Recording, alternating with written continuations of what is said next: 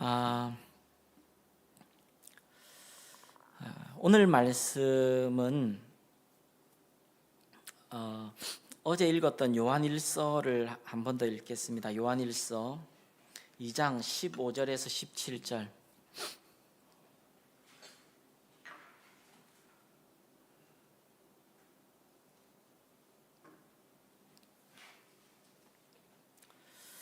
네, 2장 15절에서 17절.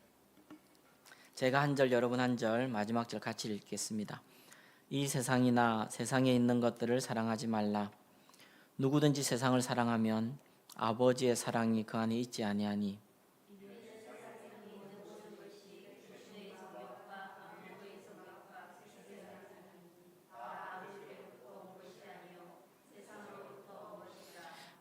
같이 읽겠습니다. 이 세상도 그 정욕도 지나가되 오직 하나님의 뜻을 행하는 자는 영원히 거하느니라. 아멘.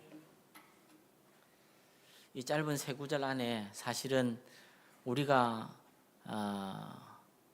세상에서 만나고 또 내 안에 살아있는 그 사랑들이 다 드러나 있습니다. 이 세 구절 안에 하나님 사랑과 그리고 자기 사랑인데, 그걸 이제 육신의 정욕과 안목의 정욕과 이생의 자랑이다, 이제 이렇게 얘기하죠.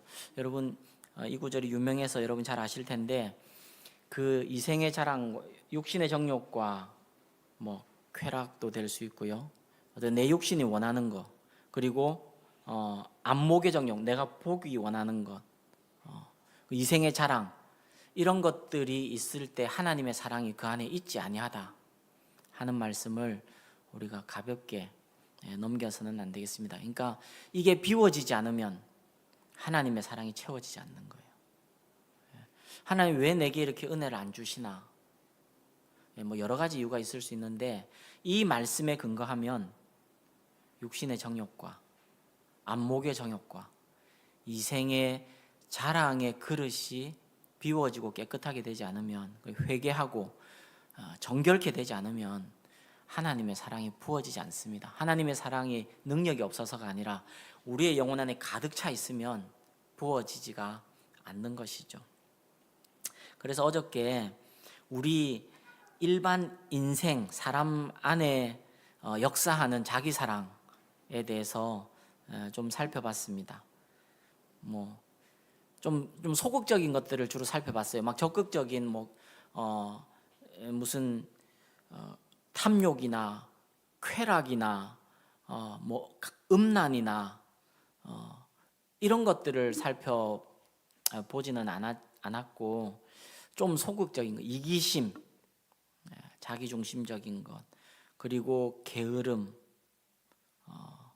그게 어떻게 역사하는지, 그리고 자기 자랑, 그게 인지상정이 아니라 그게 가벼운 게 아니다 하는 것을 여러분이 배워오셨을 겁니다. 그리고 자존심, 이런 것들이요. 그래서 여러분, 이 말씀으로 이제 자기를 돌아볼 뿐 아니라 우리가 사회생활을 하고 세상을 살기 때문에 여러분 분별할 줄 알아야 됩니다. 그의 마음에, 어떤 사람의 마음의 동기까지는 우리가 살필 수는 없어요. 그런 능력은 하나님이 주지 않으셨습니다. 그러나 그의 삶의 인격에 맺히는 열매를 보고 그 분별해낼 줄 알아야 합니다. 그 거짓말을 많이 해요. 그럼 분별해낼 줄 알아야 됩니다. 그냥 거짓말, 그냥 상황이 돼서 했겠지, 그럴 수도 있지만 거짓말이 나오기까지 그 여러 루트가 있거든요, 영혼 안에. 그러니까 예를 들어 게으르다, 또 거짓말을 일삼는다, 그러면은 그건 분별해낼 줄 알아야 돼요. 저는 마지막 한 가지, 이제 자존심 얘기를 했는데, 여러분 이 주제도 정말 하나님 앞에 우리가 짧은 시간이지만 좀 정직하게 우리 같이 좀 서야 하겠습니다. 여러분, 자존심이 상하는 일을 만날 때 여러분은 그래도 다 덮어놓고 십자가 앞에, 주님 앞에 나갈 수 있겠습니까? 여러분이 좋아하는 분은, 지금 여러분이 가까이 하고 또 가까이 하기를 즐겨하고 좋아하는 분은 보통 누구예요? 어떤 분이세요? 여러분한테 잘해주는 분일 겁니다. 날 존중해주고. 그게 나쁘다는 건 아닙니다. 그러나 여러분, 사기꾼도 잘해줘요.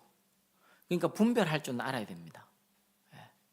그러니까 무조건 잘해주는 것, 그게 애들의 교육에 다 좋은 건 아니라는 걸 우리가 알죠.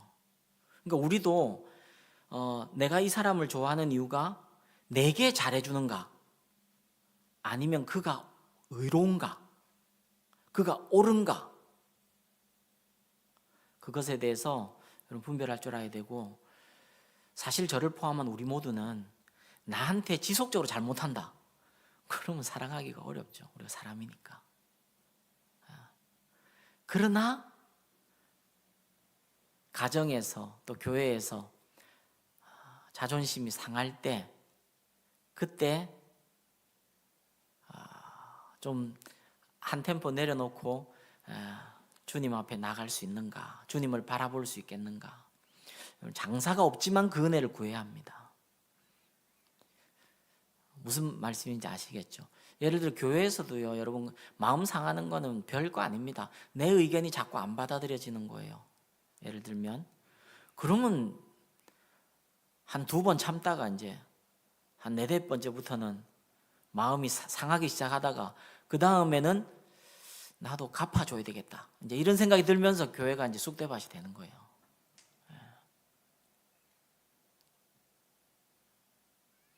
자존심이 상할 때, 내 의견을 무시하는 상황이 생기고 그 사람이 생길 때, 기도와 말씀의 은혜로 이겨낼 수 있겠는가? 하나님 은혜를 구해야 됩니다. 한번 같이 따라하겠습니다. 장사가 없다. 장사가 없어요. 여러분, 장사가 없어요. 저는 쉽게 이길 수 있습니다, 이런 분 한 손 한번 들어보세요. 그게 장사가 없어요. 근데 자존심이 물론 우리가 계속 이렇게 일방적으로 피해를 받고 악에 의해서 공격을 받고 그런 것을 방치하는 것은 그걸 말씀드리는 게 아닙니다. 그러나 그가 오를 수도 있고 또 내가 부족할 수도 있으니 내가 하나님 앞에 나아가 보는 것, 그렇게 자존심을 주님 앞에 계속 내어드리는 가장 좋은 훈련 중에 하나가 세례 요한의 고백입니다. 그는 흥하여야 하겠고 나는 쇠하여야 하리라. 이것도 같이 해보겠습니다. 그는 흥하여야 하겠고 나는 쇠하여야 하리라. 저한테 대답하지 마시고 여러분 스스로에게 물어보십시오. 이 고백이 정말 내 고백 되기를 원하십니까? 결국은 신앙은 영혼의 본성이에요. 영혼의 입맛이에요. 주님이 흥하시고 내가 쇠해지는 것이 달아지는 것, 사모함이 되는 것, 그게 신앙이에요. 그러니까 영혼의 입맛이 신앙입니다. 근데 한국 교회는 그는 흥하여야 하겠고, 그냥 한국 교회의 역사를 저 혼자 그냥 이렇게 혼자 이렇게 막 그냥 추려보면 이랬던 것 같아요. 한 7, 80년대까지는 그는 흥하여야 하겠고 나는 쇠하여야 하리라, 이 신앙이 있었던 것 같아요. 근데 한 8, 90년대, 2000년대까지는 그가 흥하시고 나도 흥한 게 기독교 신앙인 줄 믿습니다, 이렇게 한국 교회가 조금 바뀌었던 것 같아요. 21세기로 넘어오면서 그가 흥하시든지 말든지 그건 나 잘 모르겠고 내가 흥한 게 기독교 복음인 줄 믿습니다, 이렇게 바뀌는 것 같아요. 밖에 나가서 얘기는 하지 마십시오. 이거 뭐 데이터를 가지고 얘기하는 게 아닙니다. 그냥 저 혼자 하는 망구 내 생각입니다. 근데 여러분 자신을 한번 보십시오. 여러분 어떠세요? 그는 흥하여야 하겠고 나는 쇠하여야 하리라 하는 고백을 들으셨을 때가 있죠. 근데 언젠가부터 주님도 흥하셔야 하지만 하나님 나도 복 받아야죠. 그래서 그 복이 안 오면 신앙도 쉬 떠나는 거죠. 심지어는 주님 흥해지시는 거 나 잘 모르겠고 주님 알아서 하시고 교회 오면 하나님 내가 흥해야죠. 이게 복음 아닙니까? 이게 한국교회 값싼 복음이 된 거 아닌가. 그런데 여러분 그렇게 하면 내가 흥해지고 복이 될 것 같은 속임이 오는 게 속임입니다. 그가 흥하시고 내가 쇠하여지는 영혼의 본성과 갈망을 가질 때 참으로 모든 여인 중에 가장 큰 자가 세례 요한이라고 주님 말씀하셨던 그 은혜가 임하게 되는 거죠. 저도 머리로는 압니다. 근데 이 은혜는 구해야 하는 것입니다. 아멘입니까? 아멘입니다. 같이 다시 한 번만 해보겠습니다. 그는 흥하여야 하겠고 나는 쇠하여야 하리라. 그러니까 이게 진리 안에서 굿비티 다스를 버린 만큼 까리따스의 이 뿌리를 박은 만큼 참된 행복이 온다는 것을 꼭 우리가 기억해야 합니다.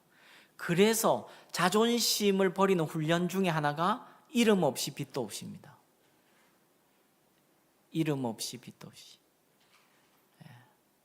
근데 이름 없이 빛도 없이라는 그 문구가 성경에는 안 나오는 문구입니다. 찬송가에 나오는 거예요. 너무 고백을 잘 하셔서 이름 없이 빛도 없이. 그리고 주님이 기억하시면 족합니다 하는 그 고백, 그 은혜를 저와 여러분이 함께 구하십시다. 그래서 내게 유익한가, 내게 잘하는가에 길들여져 있는 우리의 이 시대 정신. 그래서 우리도 이렇게 쉬 영향을 받을 수 있는 우리를 객관적으로 주님 앞에 세우고 의로운가, 그가 옳은가, 그가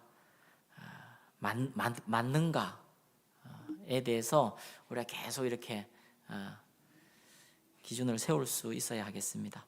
오늘은 그 부패한 자기사랑이, 그 유격적 자기사랑이 너무너무 소름 끼치게도 경건 생활에도 깃들기가 쉽다는 것을 좀 나누려 합니다. 그러니까 이게 죄성이니까 이렇게 집요하고 교묘하고 이렇게 가면을 쓰고 옵니다. 그래서 여러분 이 어제 오늘 이 말씀들을 들으면서 내 영혼이 이렇게 마치 그 말씀의 거울 앞에 서는 것 같은, 그래서 어저께 우리 이 기도에 참석했던 분들 중에 마치고 제가 갈 때까지도 기도하고 계신 분들이 계셨어요.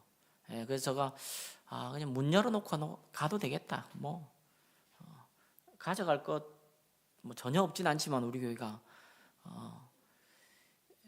그래도 CCTV 다 있거든요. 꼼꼼하게 다 있기 때문에 우리가 잡아낼 수 있습니다. 그러니까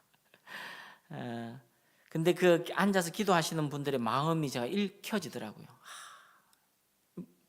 그 말씀으로 이렇게 날카로운 말씀의 이렇게 검으로 내 영혼을 이렇게 하나님께서 마치 수술하시는 것 같은 그런, 그러니까 이 시간에 내가 기도해야 되겠다, 내가 이렇게 계속 살 수는 없다 하는 그 마음이 읽혀져서 제가 평안한 마음으로 집에 갔습니다. 그 기도하는 분 중에 우리 수연이가 있었어요. 그 아이가 말씀으로 한번 살아보고 싶어서 하나님이 복을 안 주시겠습니까? 오늘은 근데 그 자기 사랑이 경건 생활에도 깃들기가 쉽다는 것을 좀 살펴보려 하는데, 첫 번째는 예배입니다. 예배. 여러분 예배, 이 하나님의 임재와 그리고 하나님의 약속이 가득하고 또 특별히 복된 하나님께서 그 주일을 명하셔서 복을 주신 그날의 이 예배 가운데도 자기 사랑이 깃들 수 있다는 거, 아니 한국교회 너무 많이 깊숙이 깃들어 있다는 것을 좀 살펴봐야 합니다. 그래서 내용 오늘 살펴봐야 돼요. 예배는 어떤 것일까요? 예배. 교회 나오는 것일까요? 주일에 1시간 20분 드리는 걸까요? 그것도 예배죠. 예배에 대해서 다 얘기할 수는 없지만 예배의 본질, 예배의 정신, 예배의 스피릿을 이 시간에 좀 살펴보려 합니다. 여러분, 성경 가운데 어떤 단어든 개념이 제일 먼저 등장하는 곳은 좀 성경적으로 연구할 필요가 있어요. 왜냐하면 거기에 본질이 등장할 때가 많기 때문에 그래요. 예배의 본질이, 예배라는 단어와 그 예배의 개념이 가장 처음 등장하는 곳은 창세기 22장입니다. 거기 제가 써놨죠. 창세기 22장. 이에 아브라함이, 같이 읽겠습니다. 시작. 이에 아브라함이 종들에게 이르되 너희는 나귀와 함께 여기서 기다리라. 내가 아이와 함께 저기 가서 예배하고 우리가 너희에게로 돌아오리라 하고. 이 번역이 참 잘 됐어요. 예전 번역은 내가 아이와 함께 가서 경배하고, 경배도 괜찮은 단어예요. 그리고 너희에게로 돌아오리라 하고 우리가가 빠져 있어요. 예전 번역에는. 근데 지금 번역이 참 잘 돼 있어요. 창세기 22장에 예배라는 단어가 제일 먼저 등장하고, 원어적으로는 그 앞에도 등장하는데 이제 한글로 볼 때 이런 겁니다. 근데 예배라는 단어 제일 먼저 등장하는 창세기 22장. 그러니까 예배는 뭐 하러 가는 곳이에요? 이 22장을 보면 하나님께 나가는 거예요. 맞아요. 근데 예배는 한 번 더 찾아보세요. 예배는 어떤 정신으로 가는 거예요? 지금 아브라함은 뭐 하러 올라가고 있습니까? 지금 모리아 산 앞에 있어요. 종들을, 하인들을 여기 기다리라 그래요. 그리고 아이와 함께 올라가요. 뭐 하러 올라갑니까? 이삭 바치러 올라갑니다. 그게 예배입니다. 예배는 가장 소중한 것을 바치는 것이 예배입니다. 다른 핑계가 없어요. 재론의 여지가 없어요. 뭘 바치는 거예요? 자기 생명보다 귀한 걸 바치는 거예요. 그게 예배입니다. 근데 이 시대 예배는 어떻습니까?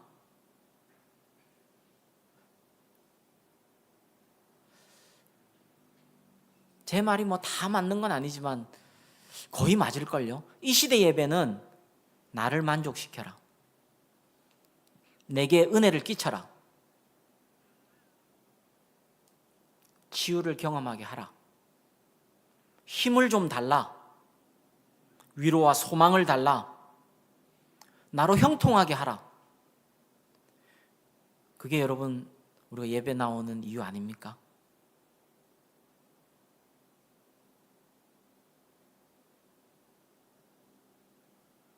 그래서 예배가 자기 사랑에 뿌리를 두게 된 거예요. 나를 먹여라. 나를 대접해라. 나를 위로해라. 나를 치유해라. 나를 형통케 해라. 그게 잘 되어지는 예배가 곽강을 받고 있는 예배. 가벼운 일이 아닙니다.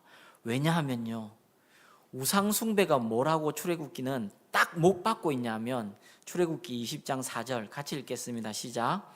너를 위하여 새긴 우상을 만들지 말. 우상은 뭐가 우상이라 그럽니까? 너를 위해 만든 게 우상이라 그럽니다.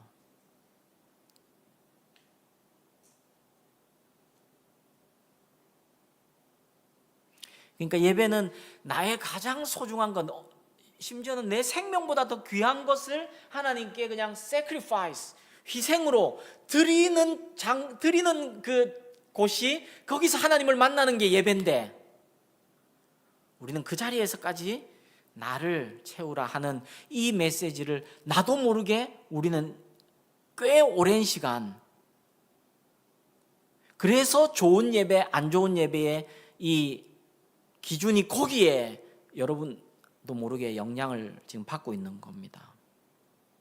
물론 우리가 처음 하나님을 믿기로, 예수님을 믿기로 결정할 때는 큰 사랑을 받았기 때문입니다. 엊그저께 얘기했던 대로 카리타스의 사랑을 받았기 때문에 그래요.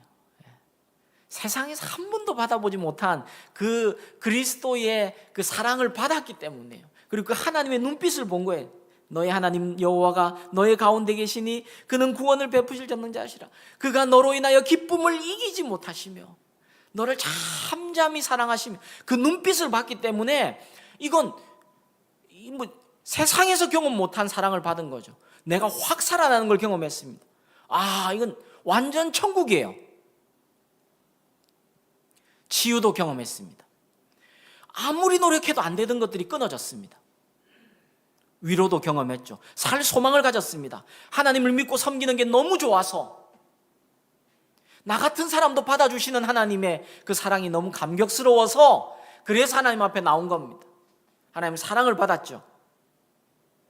이건 올바른 과정입니다. 처음에 그렇게 시작했죠. 근데 신앙생활이 계속되는 동안에도 계속 채워주십시오. 채우라 하는 것은 여러분 예수님이 나의 주인이 아니시고 내가 주인 되는 역전이 일어난 거 아닙니까?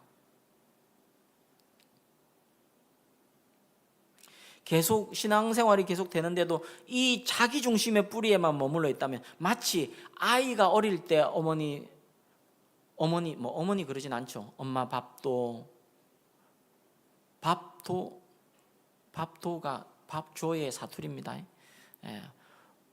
엄마 뭐 놀아줘, 엄마 어찌해줘 하는 거예요. 그 아이는 귀여워요. 그리고 배고프면 울고 뭐 오줌 싸고 똥 싸서 찝찝하면 울고 괜찮아요. 근데 걔가 17살, 18살 돼서도 엄마 밥도, 엄마 놀아줘, 나 심심해. 그럼 어떻게 해야 돼요? 사랑해야죠. 그래도. 근데 매우 쳐야 돼. 누구한테 물었더니 매우 쳐야 된다고 그러는. 건강한 신앙생활이 아닙니다. 자기 중심의 이 뿌리는 어떻게 설명해도 건강한 게 아닙니다. 참된 예배는 나의 가장 소중한 것을 드리는 것입니다. 그래서 우리는 남는 시간 드리지 않습니다. 일주일에 첫 시간을 드리는 겁니다. 여러분 그거 아십니까? 세상도 일주일의 첫날을 월요일로 보지 않고 달력 보면 일요일부터 시작합니다. 그게 성경적입니다. 주일 처음에 하나님께 딱 드리고 그리고 월요일부터 토요일까지 하나님 주신 힘으로 사는 겁니다. 그리고 다시 첫날을 주님 앞에 드리는 것입니다. 우린 남는 돈으로 헌금하지 않습니다. 헌금을 떼놓고 그리고 생활합니다. 우린 남는 건강으로 예배 드리지 않습니다. 몸 좀 괜찮으면 뭐 예배 안 빠지고 몸 조금이라도 아프면 예배 빠지고 그렇게 하지 않습니다. 곤죽이 돼서라도 몸을 이끌고 주님 앞에 예배 드리고 그리고 남은 시간 가서 이렇게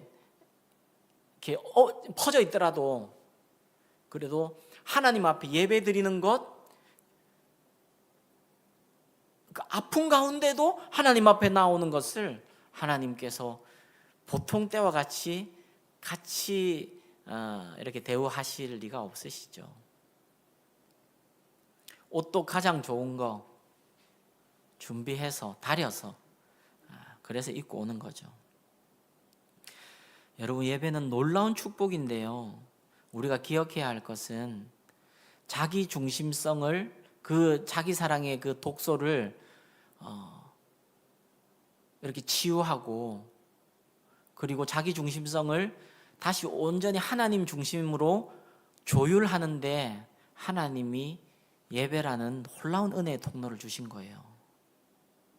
내 영혼을 조율하는 시간이에요. 다시 튜닝하는 거죠. 하나님 중심으로. 이 예배조차 내 안에 자기 사랑을 살찌우는 데 사용되고 있는 것에 대해서 우리 하나님 앞에 은혜를 구하고 긍휼을 구하고 회개하고 주님 제가 잘 몰라서 그랬습니다. 하나님 일주일 내게 주어진 그 일주일에 그 삶을 하나님 앞에 드리는 예배가 되게 하시고 지난 일주일에 가장 소중한 열매를 가지고 주님 앞에 드리는 예배 시간이 되게 해 주옵소서. 그게 예배의 부흥입니다.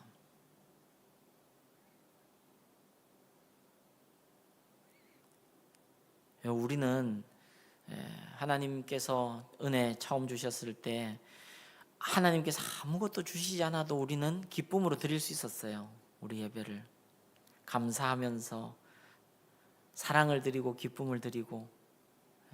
그래서 여러분, 예배 시간이 기다려지지 않는다 하는 거 인지상정일 수 있으니까 여러분 그걸 꾸중하고 싶진 않습니다. 그러나 깨어나십시오.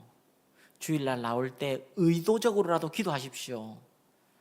엘리베이터 타기 전에 항상 기도합니다. 하나님, 오늘도 해치우는 예배가 되지 않고 내 영혼에 하나님을 사모함으로 갈망함으로 또 영혼들 섬길 수 있는 기회를 주신 것을 하나님 앞에 감사함으로, 이전에도 없었던 예배 앞으로도 없을 거예요. 그날 예배만 있는 거잖아요. 사실은 우리 인생이 그렇잖아요. 그 예배가 되게 해 주옵소서. 이 마음으로 예배를 드리는 것이 성경적인 예배입니다. 여러분, 가장 소중한 시간 드리시기를 축복합니다. 가장 소중한 것을 드리는 예배. 그럴 때 하나님께서 하나님의 하나님 되심을 나타내시고 준비하신 어린 양을 보여주시면서 이삭을 잡지만 않아도 된다고. 사실 이삭은 여러분, 창세기 22장을 조금 묵상해 보면 아브라함은 이삭을 외면적으로는 안 죽인 것 같지만 아브라함은 이삭을 죽였어요. 하나님이 급히 말리지 않았으면 일취를 뻔했습니다. 그 히브리서에도 나와요. 아브라함은 여기서 창세기 22장에서 내가 가서 예배하고 우리 아이랑 함께 예배하고 우리가 너희에게로 돌아오리라 이렇게 얘기했거든요. 이걸 히브리서에서는 아브라함이 부활신앙을 가지고 있다고 얘기하고 있어요. 부활신앙을 가지고 있는 거예요. 그는 아들을 이미 죽인 거예요. 죽인 아들을 하나님이 살려주실 것이로. 99세, 100세 된 내가 내 몸에 죽은 것을 알고도 하나님께서 내게 아들을 주신 하나님이라면, 죽어있는 내 몸에서 아들을 주신 하나님이라면 내가 이삭을 하나님께 드렸을 때, 난 어떤 건지 잘 모르겠지만 하나님께 드렸을 때 하나님이 다시 살려주실 것을 아브라함은 여기서 믿었다 그래요. 창세기 22장이 그거 얘기하고 있는 거예요. 그래서 이 번역이 잘 됐다는 거예요. 우리가 너희에게로 돌아오리라. 죽이고 말고 그냥 죽여버리고 제사만 드리고 온다면 누가 오는 거예요? 혼자 오는 거잖아요. 근데 아브라함은 믿었던 거예요. 우리가 너희에게로 돌아오리라. 그러니까 내가 하나님께 가장 소중한 걸 드렸을 때, 그때 하나님이 훨씬 놀라운 것으로 갚아주시는 하나님을 경험하는 자리가 예배의 자리인데, 그 순전한 은혜가 회복되는 게 교회의 부흥이고 예배의 부흥이고 여러분의 부흥입니다. 리바이벌. 그 은혜를 함께 구해 주십시오. 여러분 개인적으로도 구해 주시고 교회를 위해서도 기도할 때 그걸 구해 주시고, 그럴 때 하나님이 여호와 이레 하시는 하나님을 만나게 되고, 그리고 여러분 그 언덕이 어떤 언덕이었는지 신약에 가보면 그 언덕이 골고다 언덕이에요. 이삭은 살려주신 하나님이 자신의 독생자를 십자가에 다시는 곳이 된 거죠. 그래서 여러분 신구약의 모든 성경 그 인물들 중에 하나님의 아버지 마음을 가장 잘 안 사람을 아브라함이라고 성경은 말하고 있어요. 하나님께서 아브라함을 나의 벗이라고 얘기해요. 번역도 너무 잘했어요. 그냥 친구라고 번역하지 않고 나의 벗이에요. 왜요? 아들을 죽여본 유일한 사람이에요. 여러분 내 아들 죽이라 할까봐 두려워하지 않아도 돼요. 저도 한참 두려워했었어요. 아브라함 묵상할 때마다 피하고 싶고 그랬어요. 하나님께서 그렇게 응답해 주시는 것 같더라고요. 나도 사람 볼 줄 안다 이렇게. 나도 가려서. 근데 여러분 한편으로는 이삭을 제사로 드리는 삶을 우리에게 요구하진 않지만, 그러나 한편으로는 내 아들을, 내 딸을 하나님 앞에 내려놓는 그 믿음의 제사를 하나님이 기다리세요. 믿음으로 안 드려서 역사가 안 나타나는 거예요. 계속 붙들고 있고, 계속 붙들고 있고, 그래서 망치고.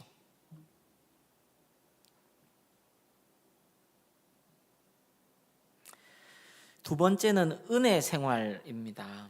은혜 생활에도 자기 사랑의 독소가 스며들어 있어요.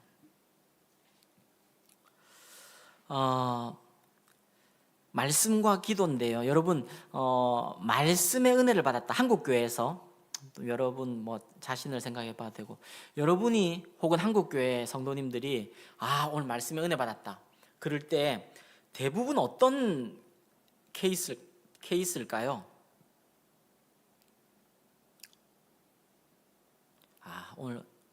오늘 목사님 말씀 좋았어. 오늘 은혜 받았어. 그럴 때 보통 어떤 경우일까요? 혹시 이렇지 않아요? 내가 듣고 싶은 말을 들은 겁니다. 내 위로가 필요했는데 위로를 그때 말씀하신 거예요. 혹은 내가 평소에 그렇게 생각하고 있었는데 목사님이 그거 맞다고 확인해 준 겁니다. 그런 거 아닙니까? 난 그렇게 생각 안 하는데 내 삶은 이미 이쪽으로 확 가 있는데 그렇게 가면 안 된다 그러고, 그렇게 가면 죽는다 그러고, 회개해서 돌이켜서 이쪽으로 오라 했는데 그때도 마음이 물같이 녹아지면서 은혜 받았던 적 있으세요? 잘한 겁니다. 근데 보통 한국 교회는 지금 어떨까요? 내가 듣고 싶은 얘기를 들었을 때 은혜 받았다 그러지 않는가? 은혜의 요소에 그게 없는 게 아닙니다. 그러나 지금 제가 하는 얘기는 무슨 뜻인지 아시죠? 이 은혜 받는 것조차, 말씀의 은혜를 받는 것조차 자기 사랑의 뿌리를 두고 있는 건 아닌지 살펴봐야 된다는 거예요. 여러분, 말씀의 진짜 은혜는 뭡니까? 회개의 은혜입니다. 약속을 붙드는 소망의 은혜입니다. 세상을 이기는 믿음의 은혜입니다. 세상과 같이 살지 말라고 하나님께서 주신 하나님의 인도하심이고 내 발의 등이고 내 길에 비친 것입니다.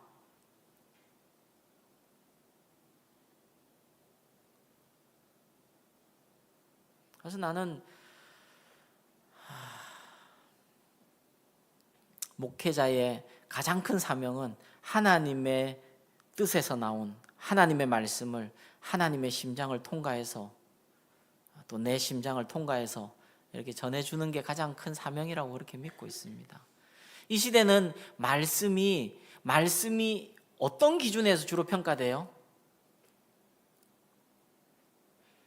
길다 짧다 이런 거 아주 중요한 평가입니다. 한국교회. 그래서 저는 이 시대에는 안 맞는 사람인가 이런 생각도 좀 듭니다. 노력은 뭐 하고 있습니다. 여러분 눈치 못 채셨어요? 센텀과 지금 우리 여기 송정과 가장 달라진 점이 뭐예요? 10분에서 15분이 줄었다 하는 것입니다. 그거 줄이려고 애 많이 써요. 그냥 푸념처럼 말씀드리는 겁니다. 뭐 제 말이 맞다는 게 아니에요. 진짜 실력 있는 분은 한 25분 안에도 엄청 설교 잘 하시더라고요. 근데 그런 분들이 없는 건 아니지만 한국 교회는 주로 어때요? 그냥 부담 없는 예배. 여러분 한국 교회 제일 그 강해 설교자로 곽강을 받고 모든 심지어 신학교에서도 교과서처럼 인용하는 설교자가 계십니다. 이동원 목사님이세요. 지구촌교회 지금 은퇴 원로 목사님. 이동원 제가 신학교 다닐 때도 지금 이미 20년이 훨씬 지났죠. 제가 신학교 다닐 때도 이동원 목사님의 설교를 샘플로 한 3시간, 4시간 공부를 했었습니다. 도입이 어떻고, 그러니까 호기심을 이끄는 도입, 명료한 대지, 3대지, 감동적인 결론. 이게 이동원 목사님의 설교의 가장 큰 특징이에요. 공부를 해보면 거기에다가 좀 해박한 지식도 중간중간 들어있어요.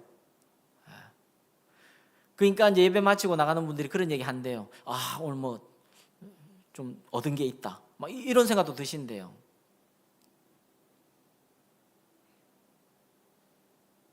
이동훈 목사님 얘기를 괜히 꺼냈죠. 지금 수습도 안 될 이 얘기를. 근데 이동훈 목사님이 그러셨대요. 그러셨어요. 내가 직접 들었어요. 설교 시간에 이러시더라고요. 목사님이 사람들이 내 설교 부담 없어서 좋다 그러는데 난 그런 얘기 들을 때마다 너무 부담된다. 목사님 그러시더라고요. 난 여러분 부담되라고 설교하는 거예요. 본인 그러시더라고요. 근데 이동훈 목사님 설교의 특징은 부인할 수 없는 건 부담이 안 돼요. 듣고 나면 목사님 준비 많이 하셨네. 오, 깔끔한데. 예배도 딱 1시간 안에 마치네. 아, 골프 치러 갈 수 있겠다. 뭔가 이렇게 세련되고 아주 나이스하고.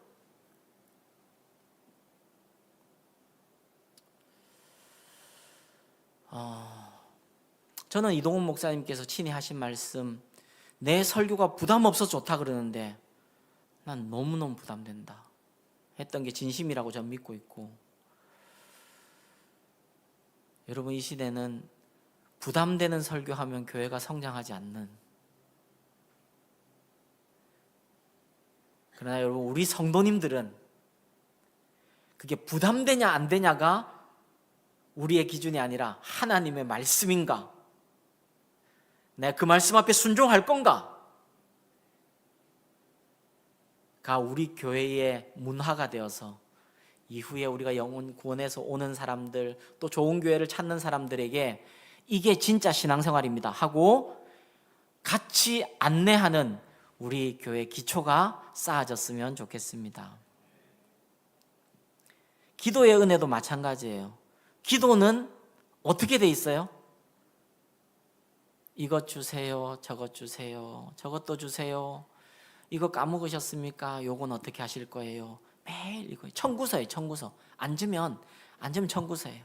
그러니까 그 청구서를 읽다 보면 5분 하면 기도가 다 끝나지.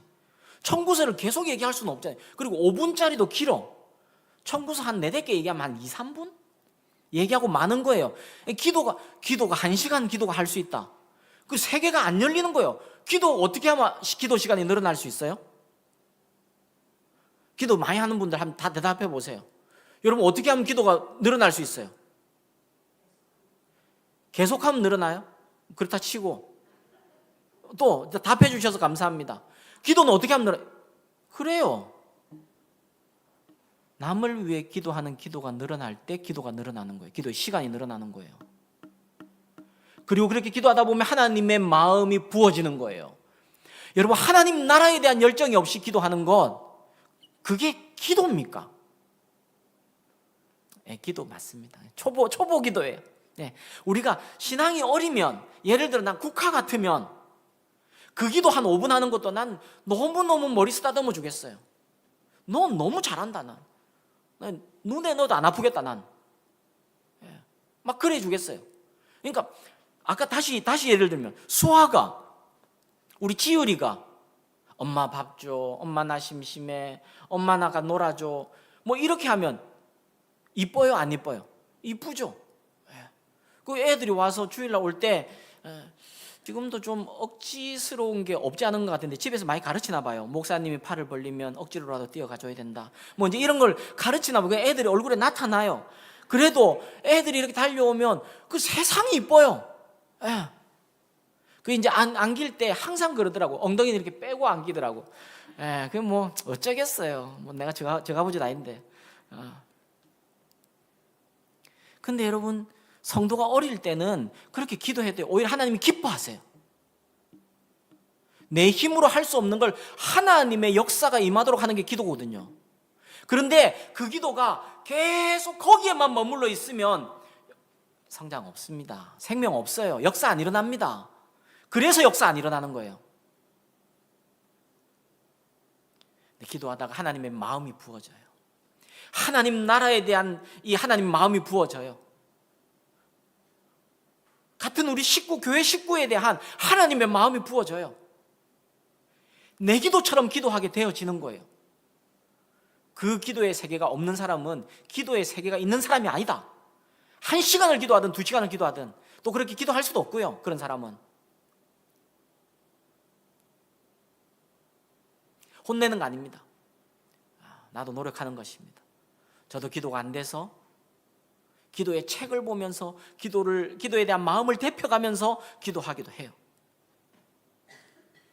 근데 여러분, 아이가 자랄수록 하나님의 관심을 알아가고 중보기도의 영역을 배워가고 교회를 위한 기도를 배워가며 넓혀가며 내 생각과 내 경험과 다른 말씀을 받아가며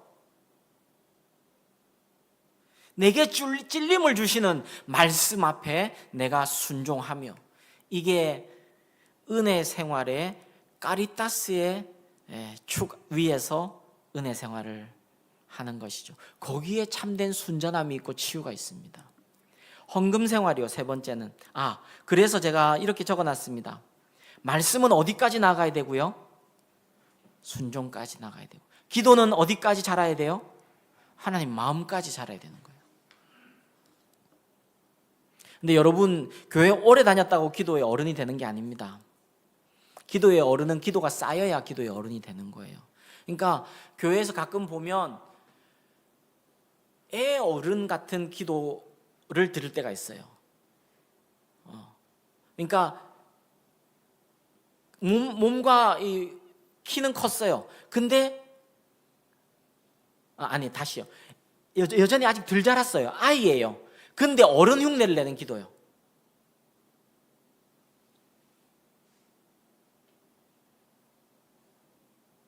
기도의 생명은 정직이고요. 하나님 앞에 대화하듯이. 근데 말씀은 순종까지 나아가는 것, 그것을 우리가 목표로 하는 거죠. 기도는 하나님 마음에까지 자라가는 것.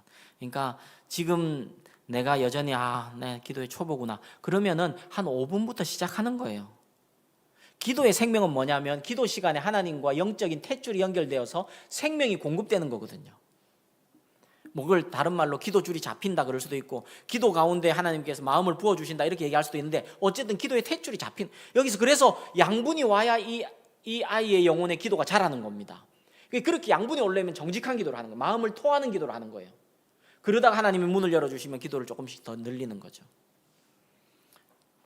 세 번째는 헌금 생활인데, 이건 한번 생각해 보시라. 각자가 자기 사랑에서 출발하지 않고 참된 사랑에서 출발하도록 하는 이 헌금 생활,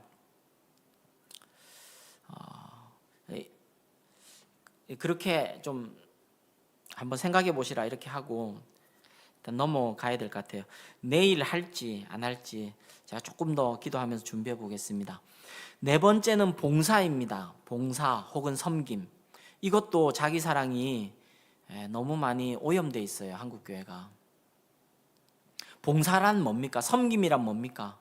하나님 섬기고 성도 섬기는 거거든요. 근데 자기 사랑으로 섬기고 봉사하는 건 뭡니까? 그 섬김으로 인해 자기가 인정받고 높임 받는 것이 자기 사랑의 뿌리로 섬기는 겁니다. 한국 교회는 이 부분에 너무 많이 오염되어 있습니다. 은사로 섬기는가 자기 만족인가, 이것도 그냥 정직하게 살펴봐야 됩니다. 은사는 뭡니까? 하나님께서 주신 것입니다. 그리고 그걸 순종하며 통로가 되는 것입니다. 하나님 주신 달란트로 순종하며, 그래서 그 열매가 하나님께 영광이 되고 영혼 살아나는 게 참된 섬김과 봉사의 열매인 거죠. 그런데 자기 만족인 건요, 여러분 교회 봉사 중에 자기 만족 많습니다. 뭐가 있을까요? 그러니까 제가 예를 드는 것은 그거 섬기는 자리는 100% 자기 만족이다 이렇게 얘기 드리는 게 아닙니다. 겉은 똑같아도 어떤 분은 까리타스의 사랑의 축에서 섬길 수 있고, 우리는 마땅히 그래야 하고, 그러나 이제 꾸피디다스의 축에서 섬길 수 있는 것을 우리가 돌아봐야 되는 거죠. 저는 한국교회 성가대에 굉장히 조심해야 된다고 생각합니다. 여러분, 음악했던 천사가 사단이 됐습니다. 음악하는 모든 사람이 사단적이다 얘기하는 게 아닙니다. 음악이 가지는 독특한 파워가 있습니다. 사람에게 인정받고 쇼잉하고 드러내고 자랑하고, 그리고 그게 자기 만족이 되고. 어저께는 제가 선배 목사님들이 교회 부임하면 어디를 좀 이렇게 그래도 정기적으로 돌아다니라 된다고 얘기했다 했죠? 예, 교회 주방. 예, 그래서 이제 왜냐면 권사님들이 삐지면 이 교회가 안 되거든요. 그래요, 안 그래요? 너무 인상 쓰고 있지 마세요. 여러분들한테 하는 얘기 아니니까. 그래서 제가 예전에 정기적으로 다녔어요. 근데 또 선배 목사님들이 주의를 준 게 있습니다. 성가대 서운하게 하면 안 된다. 그게 현실입니다, 한국교회. 성가대에 그 실세들이 다 앉아 있어요. 저는 우리 교회 성장해도 성가대 안 할 가능성이 큽니다. 성가대에 꿈이 있는 분들은 교회를 빨리 옮기셔서 다른 데서 빨리 자리를 잡으시기를 바랍니다.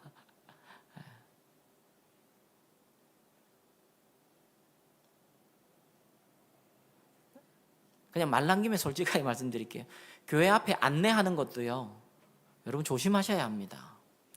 안내도 보람이 되거든요.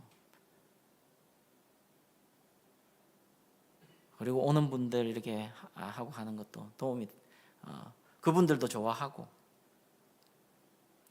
근데 무엇을 하든지 내가 카리타스에 서 있나 하는 것은 일평생 우리가 하나님 앞에 어린아이처럼 그렇게 나아가야 되는 거죠. 여러분, 정말 섬김의 자리에 있는 직분인지 아니면 자기만족, 성취, 또 한국교회는 체면.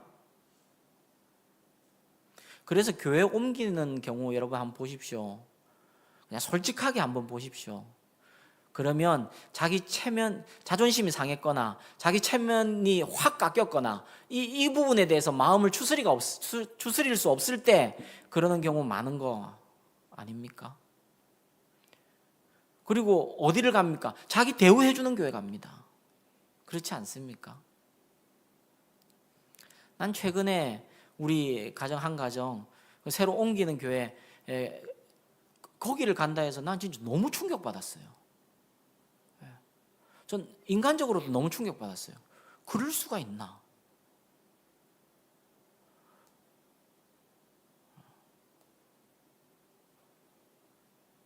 여러분, 교회 직분이 정말 섬김의 자리인지 아니면 자기 과시의 자리인지 이것도 장사가 없습니다. 정말 하나님 앞에 이렇게 엎드려 기도해야 돼요. 제가 유학할 때 그때가 2009년, 2010년이었는데 그때 미주 LA 지역에 있는 한인교회, 여러분 한인교회에 시험 생기고 교회 쪼개질 때 70-80% 이상은 직분자 투표하고 나서 쪼개져요. 이게 뭡니까 이게? 왜 직분자 투표하고 나서 쪼개질까요? 내가 안 됐다는 거예요. 그리고 거기에 만약에 만에 하나라도 목사님이 거기에 뭔가 좀 영향을 줬어요. 이 사람은 좀 되면 좋겠고, 뭐 어쨌든 말은 안 했더라도 그게 좀 뉘앙스가 풍겼어요. 그리고 이 사람은 뭐 좀 아직 멀었고, 만약에 그랬다면 교회는 반드시 쪼개집니다. 나갈 때 혼자 안 나가요. 데리고 나가죠. 그래서 교회 하나 세우는 거예요. 그 미주 지역에는 그때만 해도 2009년, 2010년만 해도 한 서너 가정만 모여도 목사님 그래도 최소 사례를 좀 줄 수 있기 때문에 한 서너 가정만 모여도 교회를 또 세우는 거예요. 이게 뭡니까 이게? 근데 그러고 제가 한국교회 들어왔더니 여러분, 한국교회도 직분자 투표 후에 교회 시험 드는 경우가 너무너무 많아졌더라고요. 이게 뭡니까? 그냥 분명합니다. 꾸삐띠 다스에서 교회 봉사 돌린 겁니다. 다른 핑계 댈 게 없습니다. 열심도 마찬가지입니다. 주께 대한 충성인가 아니면 인정받기 위한 도구인가, 계속 우리는 살펴야 하겠습니다. 비전인가 야망인가, 이것도 마찬가지입니다. 저는 이 부분은 특별히 그냥 저에게 가르치기 위해서 일부러 적어놨습니다. 여러분, 한국교회에, 우리 조국교회의 아픔들 중 상당 부분은 목회자의 삐뚤어진 야망에 기인하고 있다고 저는 그렇게 그냥 정리하고 있습니다. 비전이라고 포장된 목회자 개인의 야망 때문에 조국교회가 병들고 있습니다.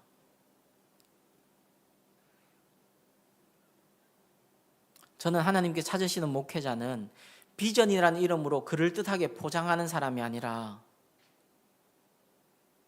그걸 추진할 수 있는 능력이 있는 사람이 아니라, 자신의 야망이라면 아주 이렇게 잎새에 이는 바람에도 두려워하며 떠는 목회자를 하나님께서 원하신다고 그냥 그렇게 믿고 있습니다.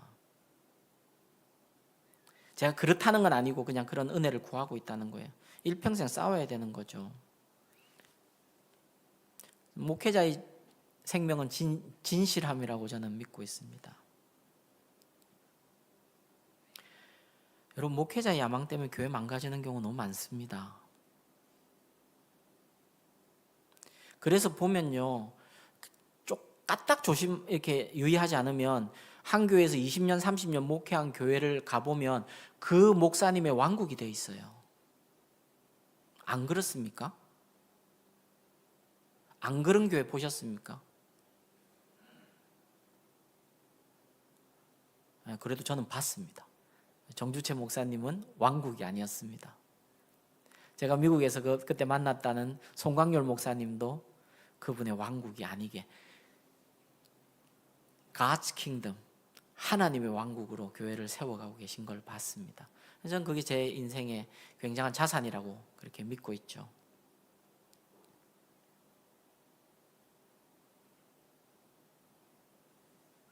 여러분, 어떻습니까? 경건 생활, 은혜 생활에 이 은혜를 구해야 하지 않겠습니까? 자기 사랑에 이 교묘하게 스며들어 있는, 자기 사랑이 뿌리를 박지 않은 곳이 없는 우리 인생에, 여러분, 이 오늘 듣고 이제 내일까지 듣고 나서 그럼 사실은 하나님 앞에 하나님께서 원하시는 반응은 우리에게 절망하는 겁니다. 내 자신에게. 난 소망이 없구나. 그래서 하나님의 은혜만 구하는 것.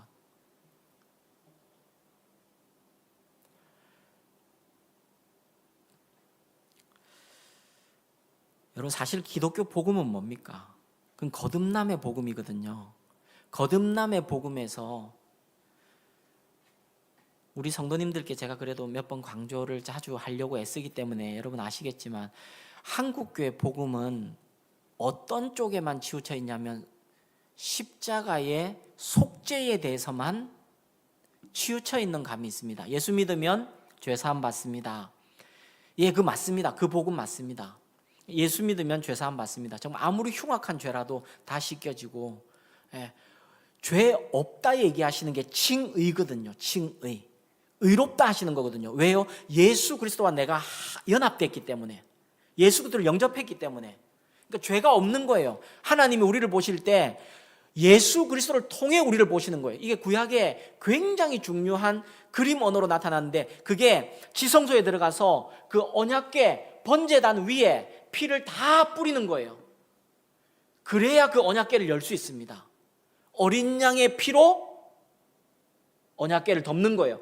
굉장한 상징입니다. 그래서 우리 신약 성도들은 어린 양 대신 예수 그리스도를 우리가 믿고 영접하기 때문에 예수 그리스도의 피로 하나님께서 우리를 덮어주시고 우리를 정결케 하시는 거예요. 그러니까 만나주시는 거예요. 안 죽는 거예요.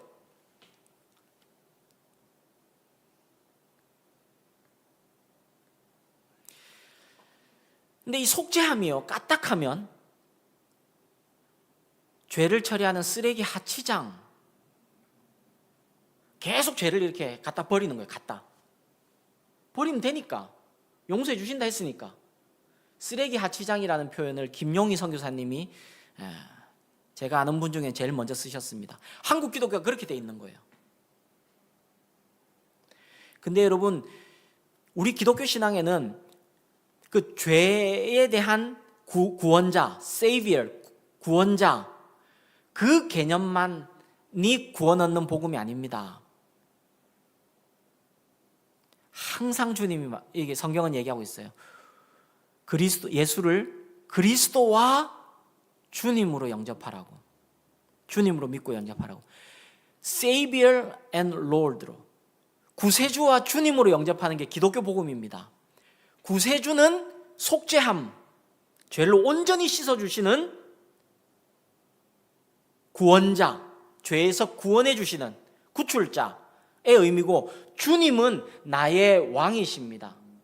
내가 이제 주님을 따라가는 겁니다. 사도행전 2장 36절, 베드로가 하신 말씀입니다.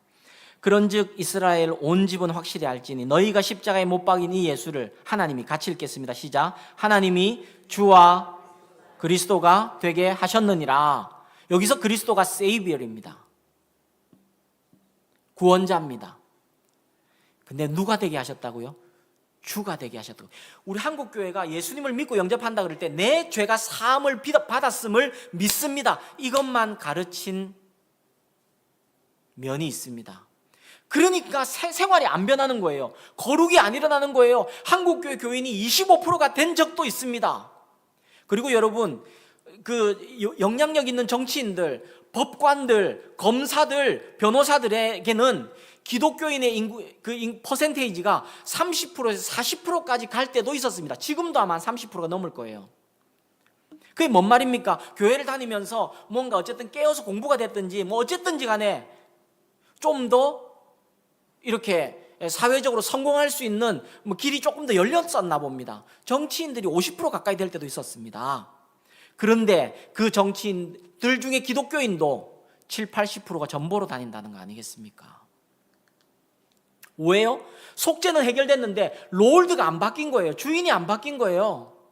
주인이 안 바뀌고 내 죄 있으면 이거 내 거추장스럽고 내가 이것 때문에 기도 안 되고 하니까 이거 십자가에 좀 내가 처리하겠습니다. 그리고 자기 마음대로 사는 거예요. 기도는 어떻게 해요? 예수님 이거 들어주세요. 요거 해주세요. 요거 해주세요. 그럼 누가 주인입니까?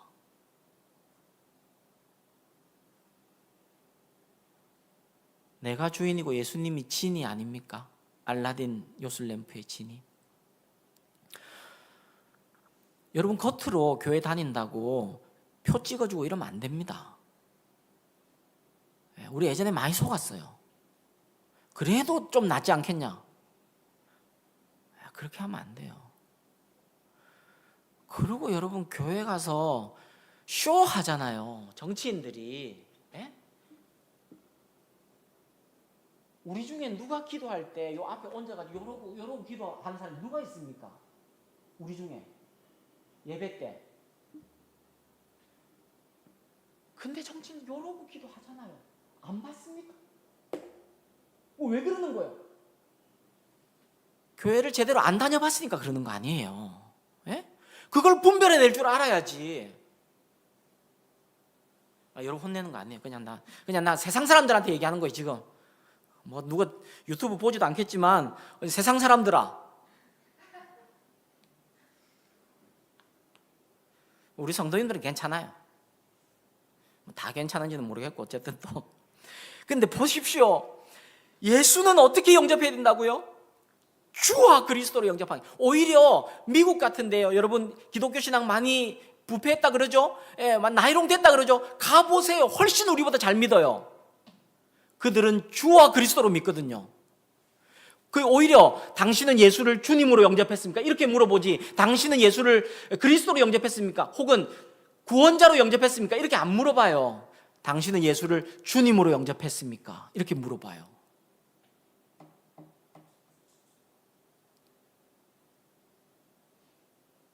사도행전 5장 31절, 이스라엘에게 회개함과 제사함을 주시려고 그를 오른손으로 높이사 뭐와 뭐로 삼으셨다고요? 임금이 롤드예요. 주님이에요. 왕이에요.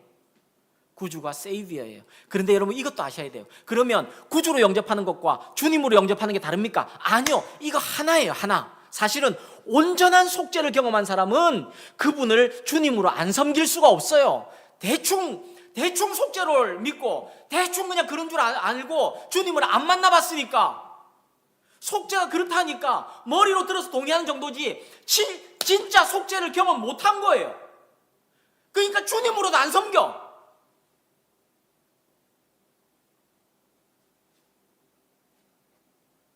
이것도 여러분들한테 한 얘기는 아닙니다. 근데 여러분 우리 주의 뜻 하늘가족교회는 이 하나님의 말씀을 가볍게 듣지 말고 우리는 예수님을 주님으로 모시는 자들입니다. 주님 가라 하면 가고 서라 하면 서고, 주님이 가라 하는 음성 들을 줄 알고 서라 하는 음성 들을 줄 알고. 오늘 제가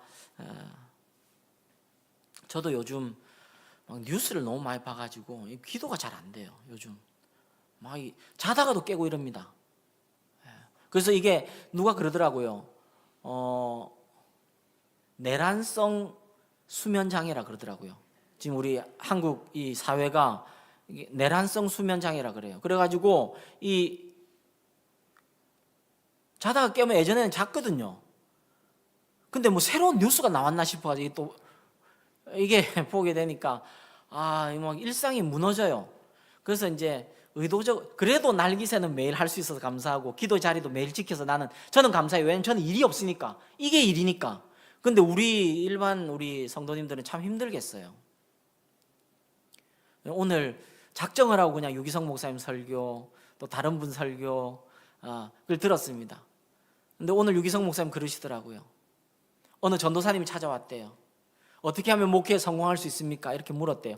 악한 의도가 아니고 진짜 그냥 하나님 기뻐하시는 목회 성공할 수 있습니까? 목사님 그렇게 대답하셨대요. 전사님 다른 거 신경 쓰지 마시고, 그분 막 키도 훤칠하고 얼굴도 너무 이렇게 잘생기고 목소리도 좋고 호인이더래요. 그래서 목회하려면 저 정도는 돼야지 막 이런 생각이 드시더래요. 근데 목사님 그러셨대요. 다른 거 생각하지 말고 전사님, 예수님을 참 사랑하는가, 그거 하나 체크하고, 그리고 예수님의 인도하심을 내가 받고 있는가, 내가 모든 일에 예수님의 인도하심을 받고 있는가, 그거 하나만 체크하면, 인도하심을 받으려면 그 주님과 동행하는 친밀함이 있어야 하거든요. 그것만 계속 체크하시면서 가시면 잘 될 겁니다. 이렇게 답해 주셨대요. 이게 목사에게만 해당되는 겁니까? 목사님, 저도 제 일기에 적어놨어요. 그냥 그것만 붙들고 가고 싶다는 마음으로. 여러분, 성도님들도 마찬가지입니다. 주일 예배 나오는 모습과 일주일 사는 모습이 달라요. 이게 그리스도인 아닙니까? 여러분, 그렇게 하면 안 돼요. 전 여러분의 일주일을 모릅니다. 그러나 주일 찾아오는 모습 보면 대충 압니다. 보입니다.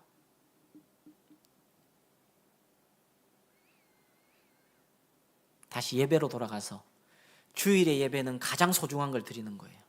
그래서 하나님의 은혜를, 그 약속을 받아서 일주일의 삶이 예배가 되는 겁니다. 그게 그리스도인의 삶이고 까리타스의 삶 안에서 우리의 삶이 세워지기를. 여러분, 이 말씀을 좀 작정하고 들으셔서 요약되고, 제가 이걸 한 10번 정도 반복하면 좋겠다 했잖아요. 10번은 좀 심하고 10번을 반복하려면 지금 거의 2년에 한 번 해서도 10번 반복 못 하거든요. 근데 반복은 할 거예요. 그때 여러분, 우리 집사님들 또 이제 피택 장로님들 제가 하루씩 여기 세워서 제가 이제 계속 반복할 거니까 그 중에 이제 하루씩 드리는 겁니다. 하루씩 먼저 하십시오 하고 제가 이제 마무리하고 할 정도를 생각하고 있어요. 그만큼 이 진리가 내 것이 돼야 되는 거예요. 지금 이미 월요일 들은 거 다 까먹으시고. 어쨌든 반복을 하면서 여러분, 오늘 주신 말씀도 또 같이 마지막으로 기도하고 이제 우리 마칠 텐데, 이것만 읽고 마치죠. 이걸 기도하고 싶어요.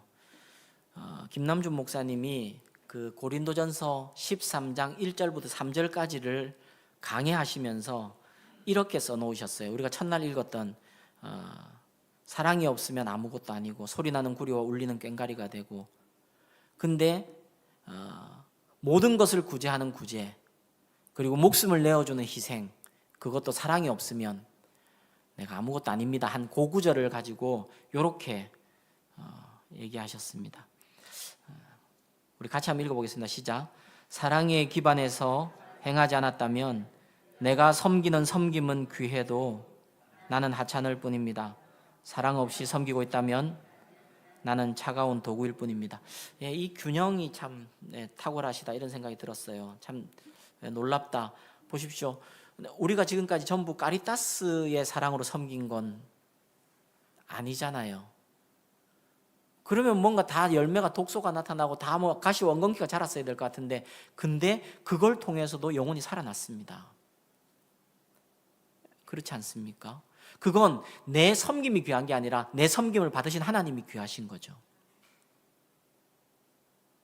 그러니까 참된 사랑, 카리타스의 사랑에서 행하지 않았다면 내가 섬기는 섬김은 귀해도 나는 하찮을 뿐입니다.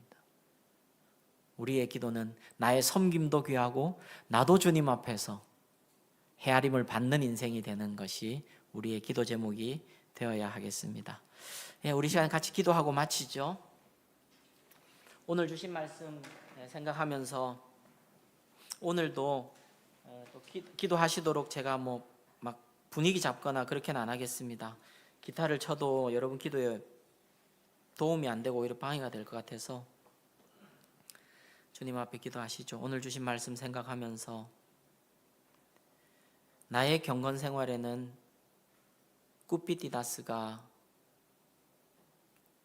스며들어 있고 깃들어 있지 않는가.